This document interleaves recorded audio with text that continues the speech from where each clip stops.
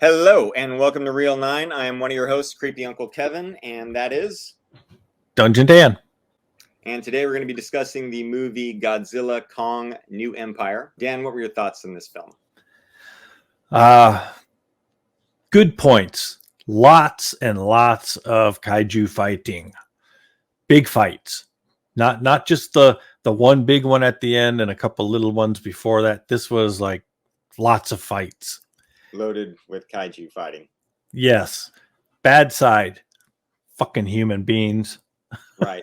No practical effects at all. Probably no use of models or anything in this movie. Yeah. It looks great.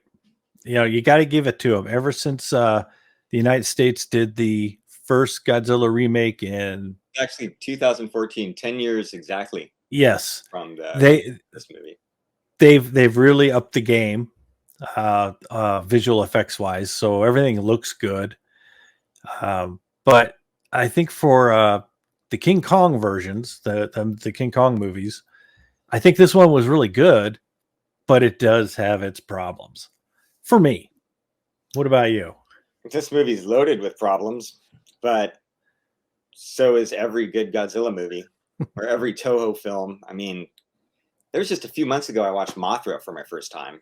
Yeah, and that was the goofiest, silliest story ever. And I like the little homages that they did to Mothra that I felt with all the tribal people in this movie too. But I mean, when I've talked to people who didn't like this movie, I feel that they didn't watch any of the Toho films, because all of those movies, and I've seen quite a few of them, thanks to you, to be honest. You know, yeah, I think you've seen every Godzilla movie, right? Every one of them, right? And I mean, none of them have really nailed it, except I think maybe the first Godzilla and Godzilla -1. Yes. Had good characterization. But even the characterization in Godzilla -1, like you and I have talked about it, and it gets to be a little too much sometimes, just because their form of drama is a little bit different than ours, right? It is different, but at the same time, maybe it is their culture, but every Toho Godzilla movie, the human part of the story, it's always so freaking dramatic, and it gets boring. To be honest, I'm a huge Godzilla fan, King Kong fan, but I'm telling you, once you've seen the movie all the way through, I will fast forward through a lot of the human bit just to get back to the stars of the show. Right.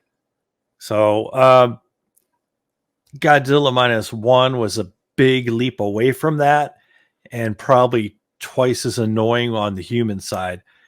I don't want to give spoilers for Kong 2. That's what I call the Hidden Empire. But yeah, the humans they wreck a film, you know? I wasn't happy with them at all. I think they tried a little too hard on some of the characters, but the fucking fights were so cool. What do you think about Pink Godzilla? You know, I don't have a problem with Pink Godzilla. They explained it. I mean, at first I kind of had a problem with Godzilla standing up and running more so than him being pink. I thought that was weird. Yeah, I was like, I've never seen Godzilla run like that, moving his arms and just like... He would look like he was in the fucking Olympics. Yeah, and then like Kong grabs onto one of his fins. I didn't even know you could grab onto one of those radioactive fins on Godzilla. And kind of leans on him and stuff when he's running. This is getting too much. But even in some of the older Toho films, they have Godzilla doing wrestling moves, you know, and flying on his tail and doing corny ass stuff, just like in this movie. So, but you know what tripped me out is because I've seen Godzilla versus Kong quite a few times, at least I thought, but apparently I've fast forwarded through it so much that when I went into this movie and they brought in the tribal girl again, I was like, oh shit, she's in this again. This is a sequel with the characters too. Right. So we started off with just the kaijus. And I mean, I always dreamt of a movie where it was just Godzilla and we just follow Godzilla around. And it's like from his point of view, he can't understand what anyone's saying. You know, he just wakes up pissed. Things are in his way. Yeah, if you ever notice that, like all the other monsters in this Toho universe, they all have like a connection to humans. Godzilla is the only one that's walking around going, nobody fucking talks to me. Right. I'm pissed off. We go stomp that city. Yeah. Meanwhile, King Kong's like best friends with a ladybug. You know, it's literally smaller than the tip of his finger. and it's giving him sign language. Could you imagine seeing like a ladybug or an ant moving its antennas around, and you're like, what the squash? You know? Yeah. I'd scream and kill it. It's like, wow, you're not supposed to do that. Well, there's been this insect that's been following me around for years now. It's the same. How can you tell? You know, I swear it's the same ladybug. Yeah. Yeah. Oh. So right away, we should just start talking spoilers, I think. Should we go down the spoiler route? Oh, well, you know what? All right. Yeah. First, what do you give it as far as a review? Do you recommend this movie to people who are not kaiju fans? Yes. Okay. And I would also recommend it to kaiju fans. Well, I think, kaiju fans are going to like it, period. It's a good movie, but it's got its problems. I would definitely give it I'd only give this one 3.5 out of 5. The Godzilla versus Kong, that was a stronger movie for me. For me too. I was a little disappointed, to be honest, in this one, because I thought they were going to blow it away, since we were just going straight for, I thought it was going to be a team up right away, and that we're going to go to a problem. So I was surprised when it became very Kong centric. Yeah. I mean, I could get it. It's actually a Kong movie, not a Godzilla movie. I get that part, but I mean, this should have been almost an equal. I did enjoy the fact that they did split it up for quite a while. Mm-hmm. I mean, Godzilla was like constantly on the move until it was nap time. And then Kong was off doing what he was doing. And then they'd stir some shit up over here, and Godzilla would wake up and it's like, fuck. And go tromping off to see what's going on. But I think they needed to do it that way to explain why Godzilla went neon pink. Because when I saw that trailer, that was the first thing I saw that I'm all like, I don't like that. The biggest problem I've had with the movie, and I've seen nobody talk about this, so I'm glad that we're going to talk about it right now, because you saw the TV show, right? The Monarch Legacy of Monsters. Oh, yes.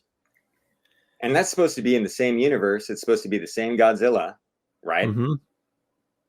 But in their show, if you go to the underworld, that's not what it's called, the inner earth, right? Inner Earth. You go to the inner earth, time moves differently. Right. Remember? So if you're down in the inner earth for like 2 days, it's been like 5 years or something. Above more. Ground. It's been like 15 years. But that doesn't happen at all in this movie. So how do they, I think they just ignored it, or they started filming prior to the TV show, because the TV show is the one that actually established the time difference between inner Earth and outer Earth. Uh-huh. So, if you watched Monarch and then you went and saw this movie, you'd be like, this shouldn't be working this way. That's really good that you caught it. I didn't. Yeah, and there's season 2 of Monarch, and Kurt Russell's stuck down there, and when he comes up, he's going to be like 90 years old. I mean, that was the whole arc of the story, was that his girl gets stuck in inner Earth, and then when he comes back to get her, he's aged by 30 years or something. Yeah, he's old and gray, and she's still young and hot. But then all that happens to Rebecca Hall's character, she cuts her hair and bleaches it. It's like, she didn't age at all. I wonder if Kurt Russell and his son went to see this movie and were like, what the hell? You think they sat there and picked it apart? Sure, and just be like, oh, how come they can just fly in and out of the inner Earth like it's not a problem? Where was the communication between the studio and I guess Apple TV, whoever's making it? Would you call this a buddy movie?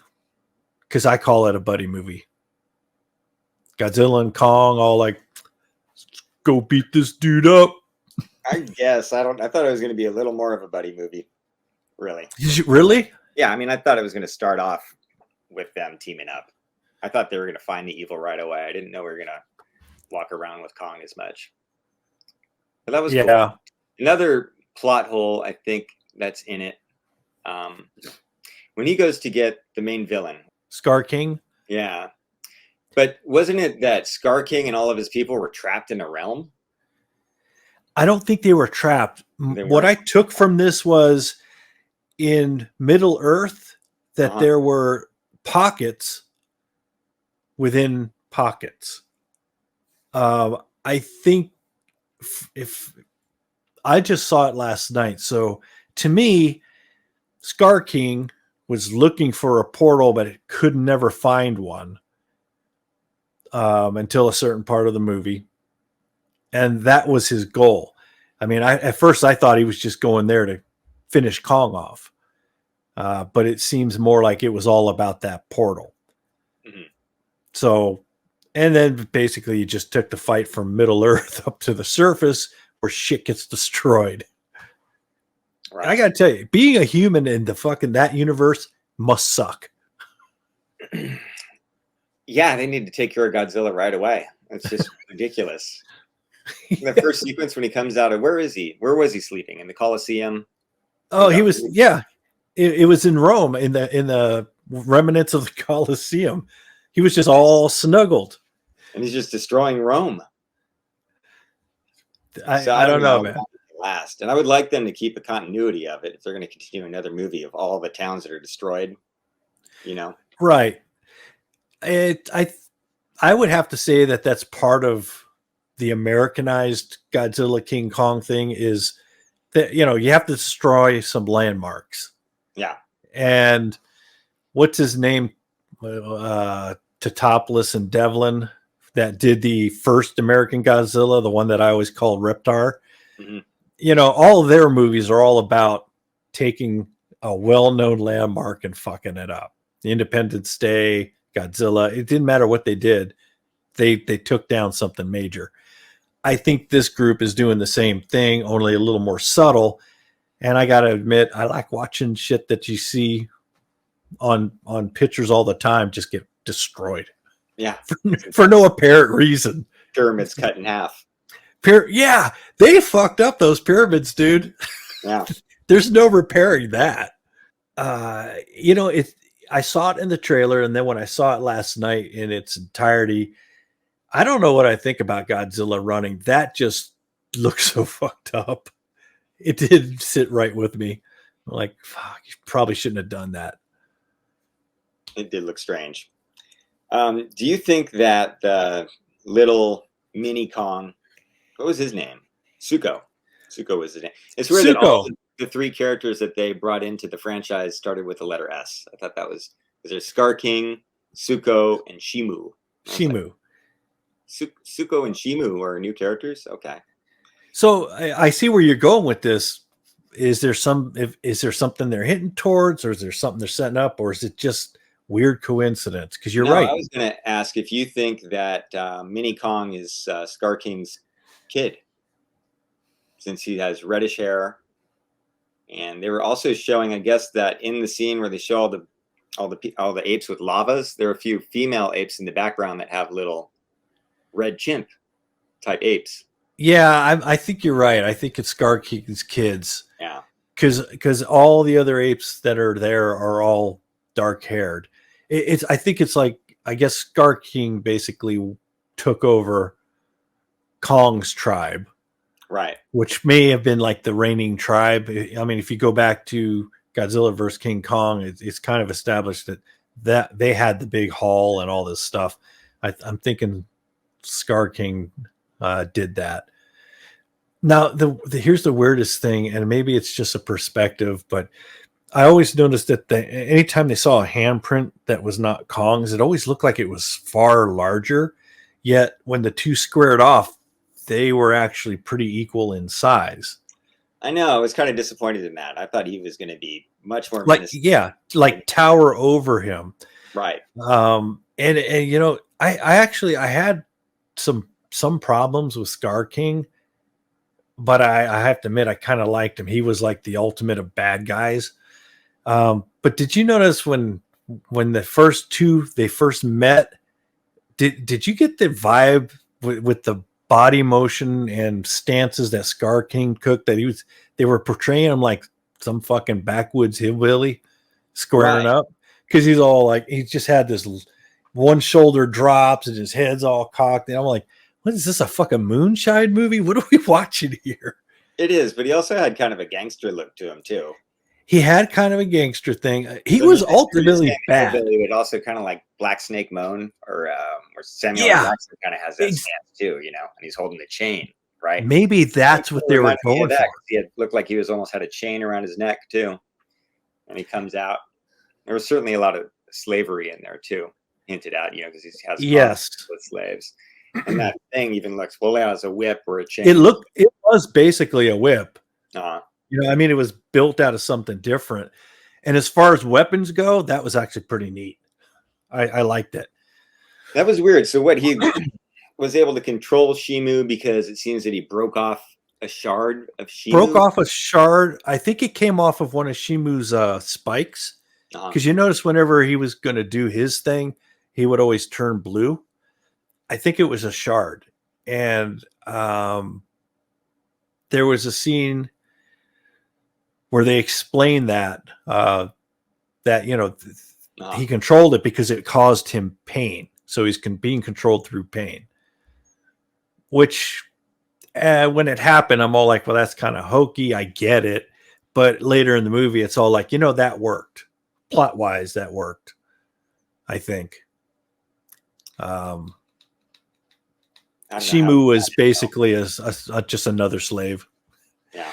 Now, explain to me this. So, everywhere that Shimu walks, frosts over. Obviously, Shimu's like cold and it emanates out. How the fuck does the monkey ride on back of him without his feet freezing off? Some people are saying that, oh, Shimu caused the ice ages. That was a good thing. I thought that was a good way to introduce the monster. You know, that was interesting, but still, Shimu can't freeze the lava. Yeah, and you can ride him and not be frozen, right? But you know, everything he walks on freezes. I don't know how this shit works. When they were releasing Shimu from the wall of lava, you know, and they were pushing that boulder over, I thought they were going to push the boulder into the lava and just tidal wave Kong with lava. That's what I thought was happening. Yeah. I was like, oh my! I was actually thought that was scarier. And then it was. I think it's the way that I don't want to say the way they filmed it because they didn't film it. It was all CG, but I think they got too close because that's what I thought was going on. I'm like, oh shit, they're going to burn them with lava. Mm-hmm. And obviously, you know, right from the trailer, Kong gets hurt. So I'm like, well, here it is. And then all of a sudden it all stops and exposes Shima. And you're right. Why? I mean, okay. Shima, I think, could have just done his cold blast thing and froze the lava, but he's on chains. Then again, he could have just froze his chains and broke them. It was like reading a comic, you know? Yeah. We'll just make it up as we go. Nobody will notice. You know what else is interesting? This is the cheapest Godzilla movie that they've made out of the series. And I think they got away with that because we're talking about the CGI. But if you notice in the beginning, it's a little soft on focus on a lot of these scenes. And I think that's how they were able to save a lot of money. Because some of the stuff isn't as crisp. Yeah. Yeah, this is pretty much a CGI cartoon. And even I think that all the acting was really well. The acting, I guess, yeah, it's horrible. It's really bad. And then, you know, the character, the guy who plays, I guess his name is Trapper, I think. The one that fixes Kong's tooth. Fixes the tooth. Yeah, I did not like him. So, first off, that's the same actor that starred in the director Adam Wingard's movie, The Guest. Okay. And somebody was asking the director about that character, and he said, oh, yeah, I based the character after the G.I. Joe character Chuckles. And it's the same freaking guy. And I'm just going, why would you fucking base him off of a G.I. Joe character named Chuckles? And it's the same guy in this Hawaiian shirt, and it just looks totally obnoxious, just like the character is. I kind of, since we're both wearing glasses down in this Kong movie, they fix his tooth. I'm kind of waiting for the next step for when his vision goes poor. And he can't make out the little ladybug that he's communicating with. He can't see the sign language, so he needs like contacts or glasses. Oh, can you imagine putting those contacts in? Right. That'd be kind of weird. Yeah.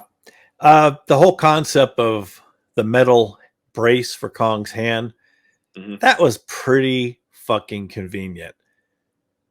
It's like, you know, nobody mentions this thing when they find the destroyed outpost.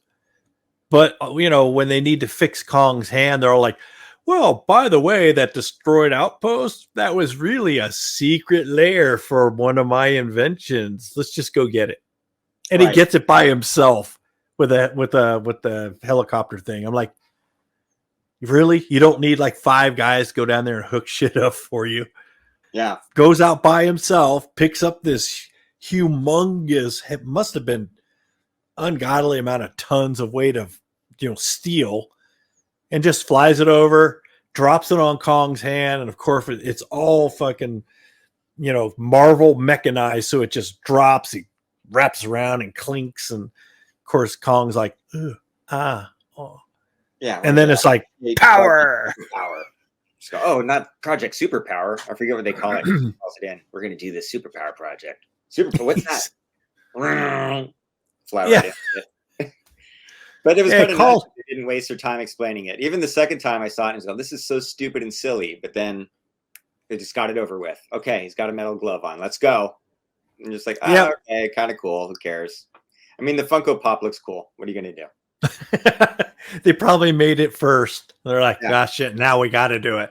Yeah. So if someone probably put a Thanos glove on Kong as a joke one day, and they said, we got to do it. That's probably it. But for me, I'm all like, hey, call Tony Stark, find out how he does this shit with this suit. We need one for Kong. Combine the universe. Right. Monarch Universe goes into Marvel. Yeah. 2 M's, one more M, and we have another mystery. I do like what they did with Mothra. They kind of followed the same format that Toho did back in the 60s. But the retelling of the story was a lot better. And we did not have 2 annoying little twin fairies or midgets or whatever you want to call them. It seemed like they were paying tribute to it, right? They were. Yeah. And I think what they did instead of doing that was they just put the deaf mute girl there. Yeah. Which, to be honest, when I realized what they were going into, I was like, oh, God, not those twins. But anyway. Well, all right. I guess to kind of wrap it up, I would also give this, I said, 3.5 stars. If you're a kaiju fan, you're going to like it. Bad story, bad dialogue. Worth checking out. Again, this is from the director, Adam Wingard. Boy, did he end up making a success for himself. This guy started with his first film, Homesick, and Pop Skull. Those movies were like $2,000 films. Blair Witch remake. He did Death Note. And then he ended up getting hired for Godzilla vs. Kong. And I think his next movie he's working on is a live-action version of Thundercats. And wow.